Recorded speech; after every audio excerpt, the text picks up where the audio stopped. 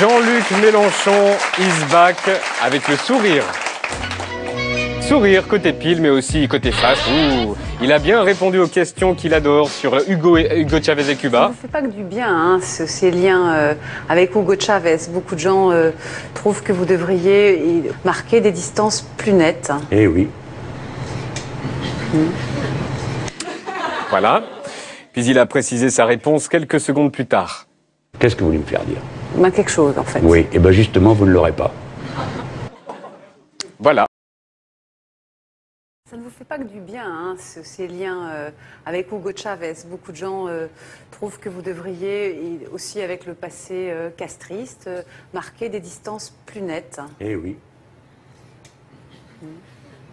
En termes de droit, je ne sais pas, prenons un sujet. Tiens, vous avez défendu Voilà, on va les prendre un femmes, sujet. le droit des homosexuels à Cuba, Eh par bien, exemple. s'ils ne sont pas reconnus, c'est une erreur, et je la condamne. C'est juste une erreur? Mais c'est... Écoutez, qu'est-ce que vous voulez me faire dire? Ben, quelque chose, en fait. Oui, et bien justement, vous ne l'aurez pas. Et pourquoi? Je vais vous dire pourquoi. Parce que sur ce sujet, comme sur tous les autres, je veux qu'on s'habitue au spectacle d'un homme qui ne transige pas. Hugo Chavez a gagné 12 élections sur 13. D'accord? Ce n'est donc pas un tyran comme vous le répétez. Vous avez le droit de dire que vous n'êtes pas d'accord avec lui. Qu'est-ce que vous lui reprochez? Qu'est-ce que vous lui reprochez? Il a fait diminuer la pauvreté dans son pays. Qu'est-ce que vous lui reprochez? Vous ne le savez pas? Si, je peux vous répondre. C'est pas moi qui parle, je suis Non, pas mais en vous débatteur. exprimez, j'ai bien Mais vous compris. savez bien, les problèmes de liberté d'expression, c'est pas Lesquels? un pays. On ne peut pas dire que la presse soit intégralement libre. Hein. Alors, en effet, elle est intégralement privée. 81% de la presse audiovisuelle est à l'opposition. Il y a une chaîne de télévision dont la concession n'a pas été renouvelée. C'est un peu, alors c'est un crime qui lui a été reproché, c'est comme si en France, supposez qu'il y a un gouvernement du front de gauche, qu'arrive à terme la concession de TF1, et qu'on dise, voyons, regardons, vous avez violé la loi tant de fois, vous avez été condamné tant de fois, et vous n'avez tenu aucun compte. Donc vous n'avez plus de concession. Aussitôt, dans l'univers entier, on dirait, quelle agression terrible contre la liberté. Non! C'est faire respecter la liberté que de faire respecter la loi. Voilà pour Chavez. Par conséquent, la presse est intégralement libre. Madame Ullmann, c'est pas avec vous que je veux polémiquer, mais je veux qu'on entende ce discours. Ces hommes ont eu du courage. Ils font des erreurs, sans doute, mais ils ont fait reculer la pauvreté et ils ont partagé la richesse. Et je vais vous dire ce que moi je lui reproche à Hugo Chavez.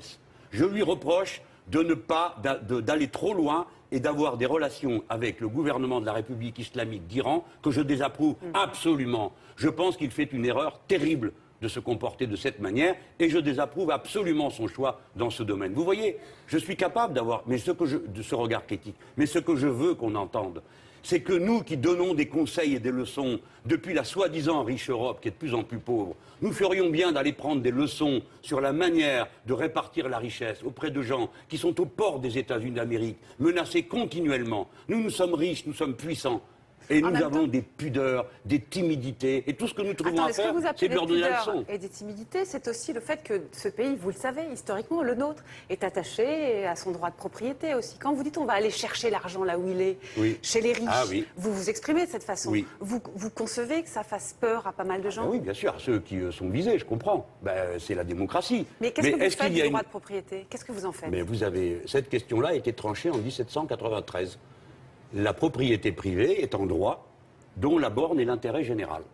Donc quand l'intérêt général est là, et c'est lui qui s'impose. Par exemple, quand un pays tout entier, on parlait du Venezuela, mais on peut prendre la France, l'intérêt général en France, qu'est-ce que c'est? Concernant l'énergie, quand Depuis des gens quand peuvent c'est plus... vous qui décidez l'intérêt général? Non, vous le savez très bien dans l'histoire de la pensée, c'est compliqué de le définir, de mais dire ce Madame qu'il est. Ullmann, vous êtes une juriste de haut vol et une prof d'université. Qui est-ce qui définit l'intérêt général? Pas vous tout seul, en tout cas. Non, qui? Le peuple. Voilà, très bien. Bonne réponse, 20 sur 20. En démocratie directe. On pose la question. Vous venez avec un programme, comme je l'ai fait, il est marqué dedans, pôle public de l'énergie, EDF sera renationalisé. Mais le peuple n'a oui pas, ou non? Le peuple ne vous a pas élu. Peut-être bien, donc ça ne se fera pas. Oui. Je m'incline devant la décision du peuple. Mais personne ne peut m'empêcher de continuer ma lutte. Parce qu'un jour, le peuple pourrait dire, tiens, Mélenchon a raison. Donc nous allons collectiviser EDF. Ça tombe bien, il y a quelqu'un pour le faire. Vous voyez? Donc moi, je n'ai jamais prétendu sortir du suffrage universel. Mon modèle de socialisme est construit sur l'idée qu'on vote. On vote beaucoup. Comme au Venezuela, on vote beaucoup.